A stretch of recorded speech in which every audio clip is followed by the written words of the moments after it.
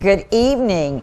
Martin and I are usually Beauty and the Beast, but the Beast has left the building, so that only leaves Beauty, and that's fine with me. I'm so glad to be here tonight with guests from California, and we have Crystal Rivers, who is from Seattle and has moved to California, and she was on the series Jack and Bob. Is that it? Jack and Bobby. Jack and Bobby, and Fat Girls. And she's been a model since she was 8 years old. Of course, you can tell that. And we're going to talk about how she got into producing as well as acting. And we have Kristen Ott, who is from the Bay Area, but we're not talking the Chac Bay Area. We're talking the real Bay Area. California. Right, California. And Kristen had moved to California about 4 years ago. His passion for acting began in high school. Right. And they are both, they both have agents, commercial agents and theatrical agents. Correct. And Tristan, these names. Tristan has been in commercials for both Levi and for an energy drink. Correct. And he's going to tell you about a film he's in. So we're going to take a little break from the oil spill, and we're going to get into the fun and the movie spill, and let them tell you about all the generosity of spirit in this area, all the people that are going to be in this movie, and all the people they still need on set. So let's start first with a little bit more about them. Crystal, you want to tell us some more about you? Yeah, well, I got into acting when I was about 8 years old. I started doing print work. I was a gymnast and got into like power bar campaigns and things that way. I started acting, absolutely loved it. I got an agent when I was 17, moved to Los Angeles, started pursuing my career out there. I did dancing, I did High School Musical dance along, and I got into Jack and Bobby and Fat Girls and a couple other shows. You don't look like you belong in Fat Girls. That was Monique Jackson. She just won an Oscar. She is an incredible human being, so she deserves it more than anybody. They should put me up for that role soon. You'll be next. No. She can't play okay, well, tell us either. some. A Fat Girl. I thought you meant she'd get an Oscar. Oh, an Oscar. Well, I wouldn't mind an Oscar, you know, as long as it's my Oscar and not Martin's. Okay, so tell us some more, because I know you've done other things too. I actually wrapped a festival short called Enslavance, and last year we produced our first short. We started a production company, Southern Rivers Productions, called Tapeworm, where I DP'd and produced and played the lead. It was a lot of jobs we took on as once. Recently I did a television pilot called April. Hopefully it will get picked up, fingers crossed. It's a zombie movie. It's about a girl trying to get acclimated to high school. She's a zombie. And I play a bitchy cheerleader, and so I'm very mean to her. And I can't really give away too much of the plot line because they're pitching it right now as a pilot. But basically it was really fun for me because I usually play characters that die. I did another film called Ponder where I got hit by a car. Tapeworm, I die in pretty much everything I've done. So, so April, well, we want to keep you alive while you're in Louisiana. I know. Well, this movie I get to stay alive. Hypnotize Me, I get to actually stay alive in. So. Well, okay, that's wonderful. And Tristan, why don't you tell us about yourself? All right, well, like you previously mentioned, I started making movies with my friends in high school. So, like, for me, being on set is where I feel the most comfortable. Growing up making movies really gave me the passion for continuing it on. So I moved to LA about 4 to 5 years ago. Got my agent, just really started plugging away. Recently just finished the feature film that you mentioned earlier. It's called 420 High Desert Way. And it was also... Would you say that one more time? 420 High Desert Way. And it's an action film. And we did on another low budget scale like this one. And we're very blessed to have been picked up distributed-wise. ITN is a worldwide distribution company, and they picked up the movie and they're now distributing it, or taking it to the Cannes film market to do worldwide distribution, as well as Japan, where they're pushing for a theatrical release. Japan? Yeah.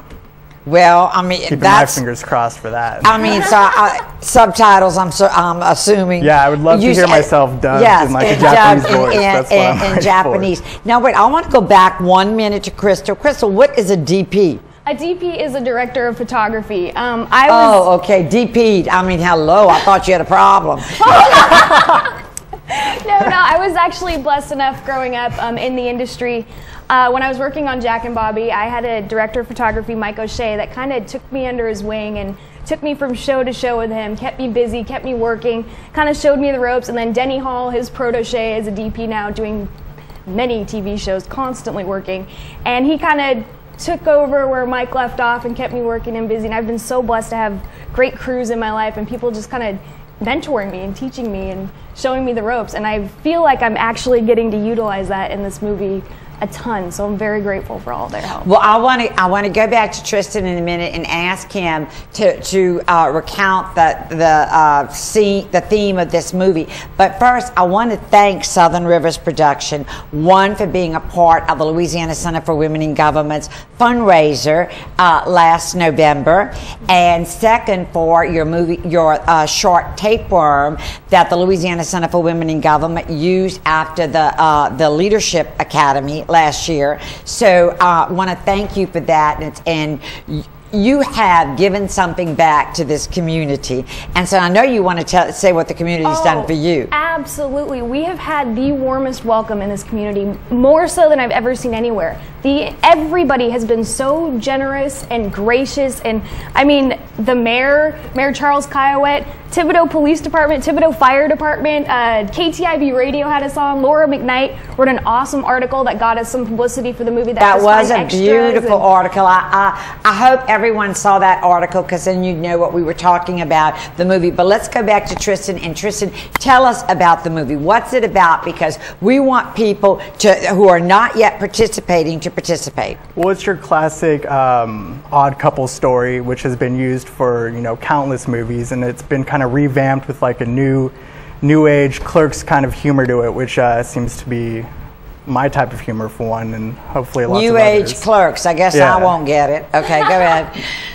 And so basically, it's a coming of age story for Vermin, which is Bruno Wu's character, and through the process of the film, learns to like love himself and learns self-respect for himself and not to really listen to peer pressure and to whatever everyone else has to say.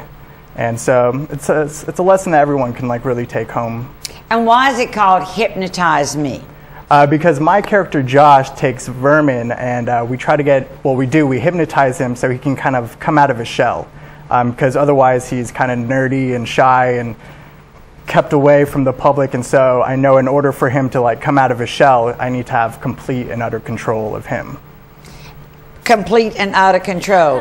Don't tell that to Chip. He would love complete and utter control of me. So would Martin. Take you next Hello, time. we're not going to go there. Out of your shell. I think you're fine. I'm out of my shell. But this name, Vermin, I mean, is there some special significance? Why not Vernon? Vermin? That would be a Bear Batto question. That's a Bear Batto question. And, I feel like what can I say? Everything does have kind of a significance to it, because Vermin is like a rodent, like a small... He starts out insignificant, his character does, and he kind of finds himself through this hypnosis. He learns to grow out of his shell without the help of his best friend. And I think without his best friend's influence, the peer pressure, this, that, and the other, he starts to experience life for the first time. And he really does get to find himself. So maybe he'll have to change his name at the end of the movie and not be just Vermin anymore. A small rodent who comes out of his shell. Boy, I'm glad it's not at my house. Okay, well, tell us about the places. There's so many places that you are shooting at and in this area, and so tell us about these places. We have been so fortunate to get all of these locations for free. I mean, gifted by the community. We actually just shot at Love and Laughter. Miss Mary Smith let us shoot there yesterday. We're shooting at Pelche Park, which is going to be huge for us. We really need the scenes there. Boudreaux's restaurant. Oh my goodness, we ate there while we were location scouting. That is the best food I've ever had in my life. It was delicious, besides Chip's cooking, of course. Chip is an amazing cook. Like the first night we came,